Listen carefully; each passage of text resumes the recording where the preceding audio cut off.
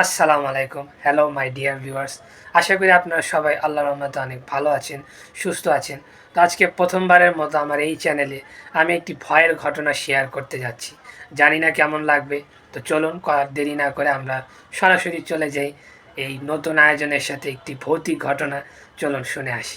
আজকে আমি যে ঘটনাটি আপনাদের কাছে শেয়ার করব সেটি আমাকে পাঠিয়েছেন আমার অনেক ভালো এক ফ্রেন্ড, তার নাম নাসরিন। ঘটনাটি নাসরিনের সাথেই ঘটেছিল এবং ঘটনাটি ঘটেছিল মিরপুরে। সঙ্গত কারণেই মিরপুরে ঠিক কোথায় ঘটেছিল তা আমি উল্লেখ করছি না। ঘটনাটি যখন ঘটে তখন নাসরিন বেশ ছোট ছিল। তার এক্স্যাক্ট সালটা মনে নেই, কিন্তু 2010 থেকে 13 সালের মধ্যে কোনো একটি বছরে এই ঘটনাটি ঘটেছিল। ঘটনার রাতে লোডশেডিং হয়েছিল, আর তখনকার বাচ্চাদের কাছে রাতে লোডশেডিং মানেই ছিল লুকোচুরি খেলা, মানে হাইড অ্যান্ড সিক যেটাকে আমরা বলি। তো নাসরিন, তার বড় বোন ও তাদের আরও কিছু বন্ধুরা মিলে লুকোচুরি খেলার সিদ্ধান্ত নিল। তাদের বাসার পাশেই যে রোডটি ছিল সেই রোডে একটি মোটামুটি বড় 3তলা বাসা ছিল। তারা সেখানে লুকাতে যায়। বলা বাহুল্য সেই বাসা তাদের পরিচিত ছিল। সেই বাসায় যেই মহিলা থাকতেন নাসরিন তাকে চিনত।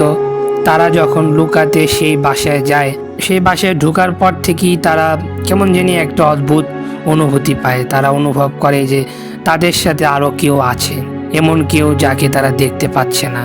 তো তাদের যে সাথী লুকিয়েছিল, তো তারা সেই সাথীকে খোঁজার জন্য সেই বাসায় খোঁজাখুঁজি শুরু করলো। তো খুঁজতে খুঁজতে তারা সেই বাসার সিঁড়ির সামনে চলে আসে।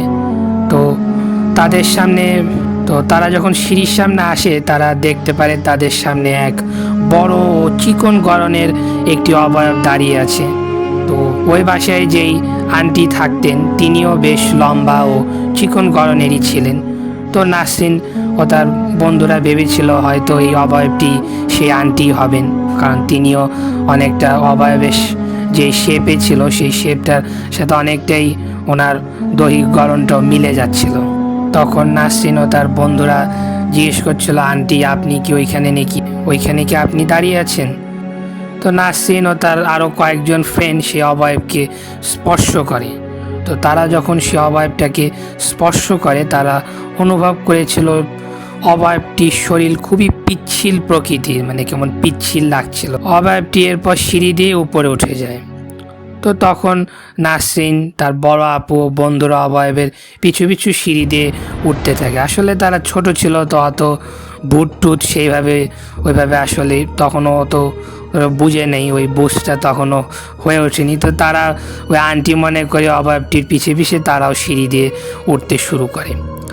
তারা সিঁড়ি দিয়ে যতই উপরে উঠছিল, মনে হচ্ছিল যে অবয়বটার হাইট যেন আরও বেড়েই যাচ্ছে, মানে অবয়বটা লম্বাই হয়ে যাচ্ছে।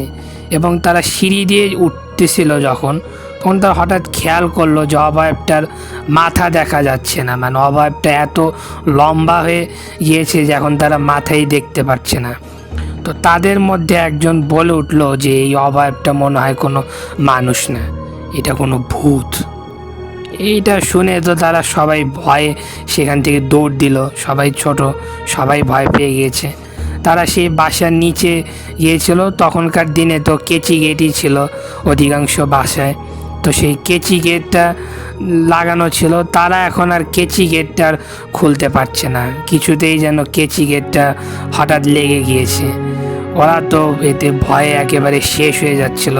পরে অনেক কষ্টে নাসরিনের বড় আপু কেচি গেটটা খুলে ফেলে এবং তারা সেখান থেকে বের হয়ে দৌড়ে তাদের নিজেদের বাসায় চলে যায়। নাসরিন ও তার বড় আপু তাদের আম্মুকে এই পুরো ঘটনাটি বলে। নাসরিনের অন্য ফ্রেন্ডরাও তাদের গার্জিয়ানের কাছে এই ঘটনাটি খুলে বলে। তো নাসরিনের আম্মু তখন নাসরিনকে সান্ত্বনা দিয়ে বলে যে তারা হয়তো ওই আন্টিকেই অন্ধকারে দেখেছিল, বুঝতে পারেনি কোনো কারণে।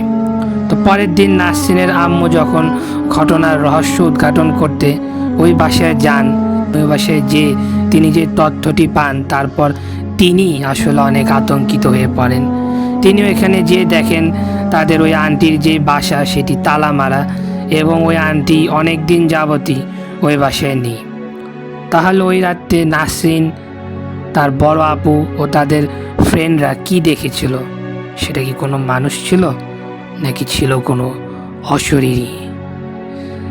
নাসরিন তার বড় আপু এবং তাদের অন্য বন্ধুদের পরবর্তীতে আর কোনো সমস্যা না হলেও নাসরিনের একজন ফ্রেন্ডের কিন্তু জ্বর এসেছিল।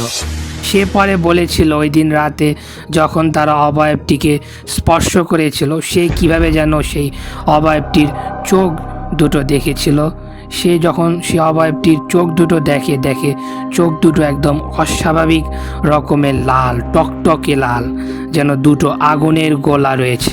এইটা দেখে সে খুবই ভয় পেয়ে যায় এবং ভয়ের কারণেই তার জ্বর আসে। যদিও আল্লাহ রহমতে পরে আর তেমন সমস্যা হয়নি, ডাক্তারি চিকিৎসা ও কবিরাজে সে সুস্থ হয়ে যায়। নাসরিন, ওর বড় আপু এবং অন্য বন্ধুদেরও আল্লাহ রহমতে আর পরে কোনো সমস্যাও হয়নি, তারা আর পরে কিছু দেখেও নি। এই ছিল ঘটনাটি। আশা করি আপনাদের ঘটনাটি অনেক ভালো লেগেছে। তোমাকে অনেক অনেক ধন্যবাদ নাসরিন, আমাদের সাথে এত সুন্দর, রোমাঞ্চকর, ভয়ঙ্কর ঘটনা শেয়ার করার জন্য। আমি জানি তুমি ইদানিং অনেক ব্যস্ত থাকো, তারপরও তোমার ব্যস্ত সময় থেকে আমাদের জন্য মূল্যবান সময় তুমি বের করেছো, ডিটেলস সহ আমাকে খুব সুন্দর করে ঘটনাটি পাঠিয়েছো। এজন্য তোমার প্রতি আমি চিরকৃতজ্ঞ। Thank you so much my dear friend Nasrin. আপনারাও যদি আপনাদের সাথে ঘটে যাওয়া বা আপনাদের জানা কোনো ভয়ের, ভৌতিক, রোমাঞ্চকর, সুপার ন্যাচারাল ঘটনা পাঠাতে চান তাহলে আমাকে এই নিচে দেওয়া ইমেল অ্যাড্রেসে ইমেল করতে পারেন। এছাড়া আপনারা চাইলে আমাকে আমার ফেসবুক পেজের মেসেঞ্জারেও কিন্তু ঘটনা লিখে বা ভয়েস ক্লিপ আকারে পাঠাতে পারেন। তো আজকের ভিডিওতে এখানেই থাকলো। আপনাদের সাথে ইনশাআল্লাহ আবার নতুন আরেকটি ভিডিওতে দেখা হবে। দোয়া করবো আপনারা ততদিন পর্যন্ত যেন সুস্থ থাকুন, আনন্দে থাকুন, ভালো মতো থাকুন, সবার ঈদ আনন্দে কাটুক, সবাই যেন সুস্থভাবে ঈদ করতে পারেন এই দোয়াই করি। অগ্রিম ঈদ মোবারক। I will see you all in the next video.